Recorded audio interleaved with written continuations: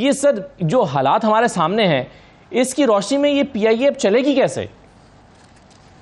असद साहब, अगर आप मुझे इजाज़त दें तो पहले मैं ये कहूँगा कि 2013 में मैंने एक किताब लिखी, बल्कि ये इससे पहले ही छप गई थी शायद, जो 212 स्टेट ओन्ड एंटरप्राइजेस को कवर करती है। ये किताब जो है इस वक्त हमारी वेबसाइट पे पड़ी हुई है फाइनेंस डिवीजन के, और फिर हम हर साल उसको अपग्रेड करते रहे। हमें ये पता चला कि पाकिस्तान के पास मतलब 85 तो कमर्शियल एसओईज हैं, उसके 83 सब्सिडीज हैं, 44 नॉन कमर्शियल एसओईज हैं, फिर सेक्शन 42 की कंपनीज हैं।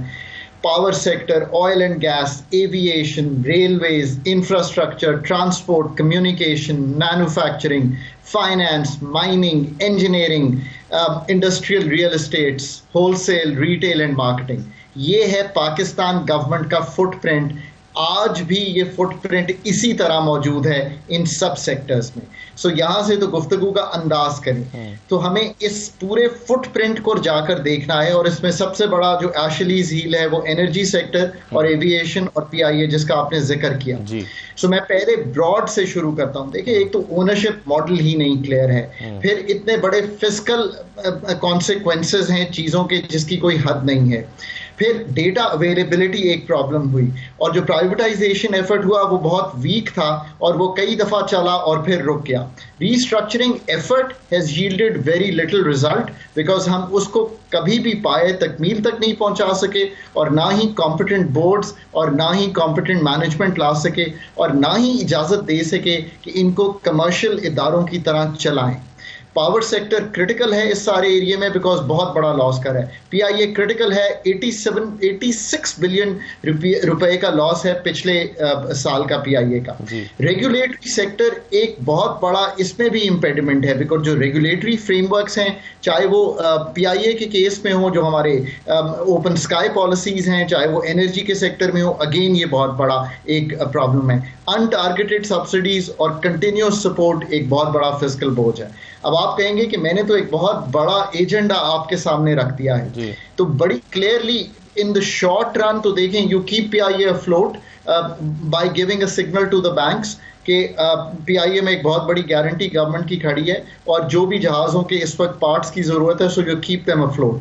फिर आप ये सोचिए कि इसके ऊपर एक लेजेंडरी लोन्स हैं, उसको आपको हटाना पड़ेगा। उसको आपको, हमने उस वक्त भी ये काम किया, फिर आगे नहीं चल सका, हमने एक कंपनी रजिस्टर की। असद भाई, एक दिन रात को बहुत लेट बैठकर मैंने एक कंपनी रजिस्टर करवाई ऐसी सीपी में कि हम पीआईए के जो लेजेंड, जो पुराने लोन्स हैं, जो लेगेसी लोन्स जो कहलाते हैं, उनको मूव करेंगे।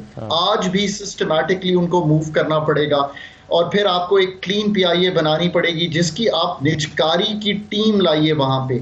एक और बात याद रखिए, ये टीम ना लाइए कि आप ये सोचिए कि रीस्ट्रक्चरिंग करनी है। ये effort, I think we have run out of steam with this effort. आप एक टीम लाइए जो पीआईए की निजकारी कर सके।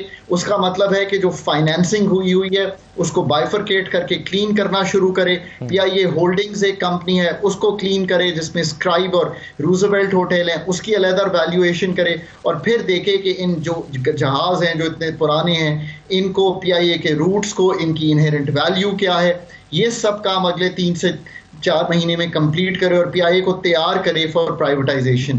क्योंकि ये प्राइवेटाइजेशन की अब एक्टिव लिस्ट पे आ गई है। Privatisation commission should take hold off all this and move forward on PIA. आपने कहा कि पहले प्राइवेटाइजेशन का जो प्रोसेस था वो बड़े वीक तरीके से चलाया गया, इससे क्या मुराद है? क्या उसमें खराबी थी?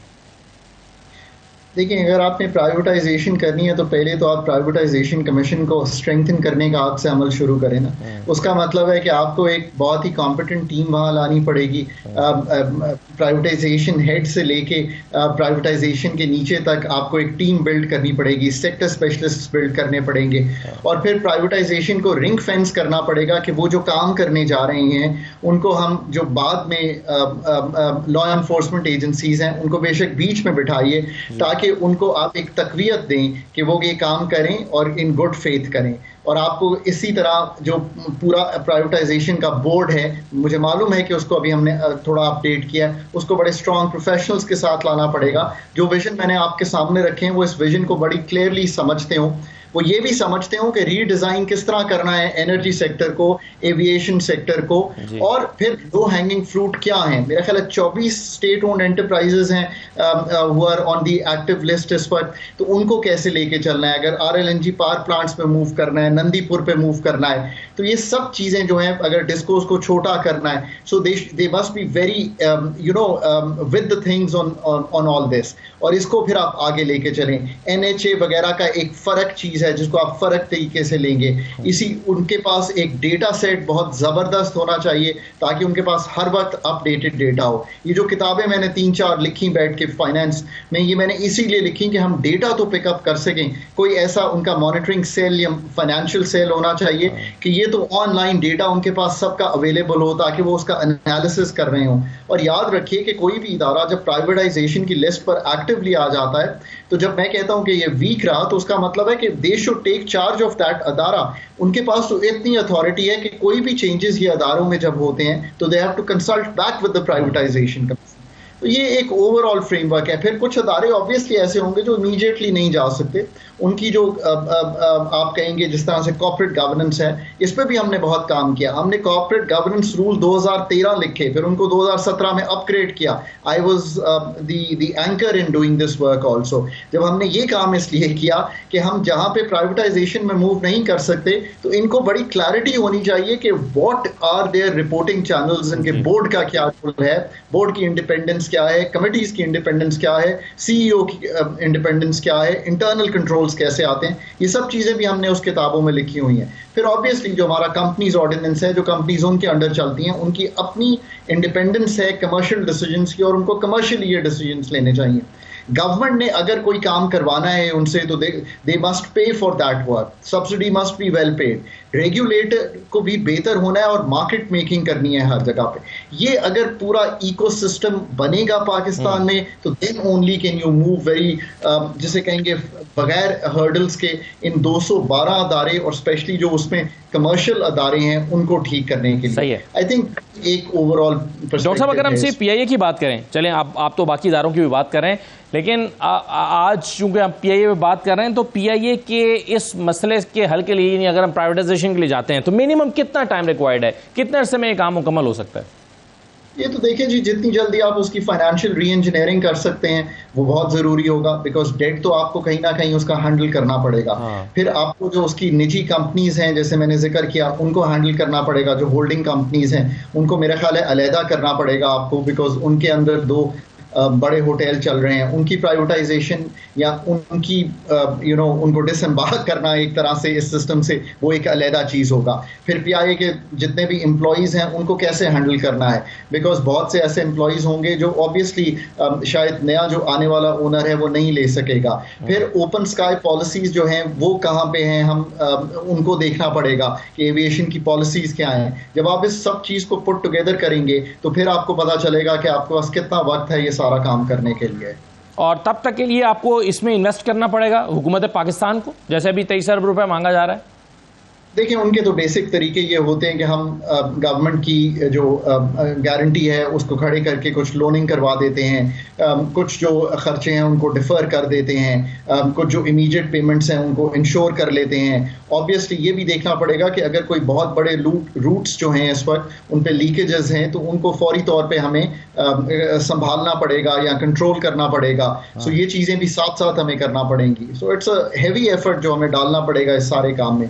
PIA का जो अपना रीस्ट्रक्चरिंग प्लान वो प्रेजेंट कर रहे हैं, उसको भी देखना पड़ेगा कि वो इस नज़र से ना हो कि हमने PIA को चलाना है, बल्कि इस नज़र से अब बिल्ड किया जाए कि हम इसको जो काम करेंगे वो इसलिए करेंगे कि we want to take it for privatisation, we want to prepare the airline और द कंपनी फॉर प्राइवेटाइजेशन। और इस नज़र से उसकी जो इमीडिएट, मैं उसको बल्कि रीस्ट्रक्चरिंग भी नहीं कहूँगा, मैं उसको कहूँगा कि उसमें जो चीज़ें सर्जरी करने के लिए हैं वो हमें करना पड़ेंगी। डॉक्टर साहब, हमने ये देखा है कि जब भी प्राइवेटाइजेशन की बात होती है, इदारे के अंदर से बड़ा रद्दअमल आता है, और फिर जो रद्दअमल लाने वाले लोग हैं, अगर वो सियासी तौर पर भर्ती हुए हैं और सियासी उनकी सपोर्ट हो तो वो भी साथ में मिल जाते हैं, तो एक हमेशा से काम मुश्किल हो जाता है।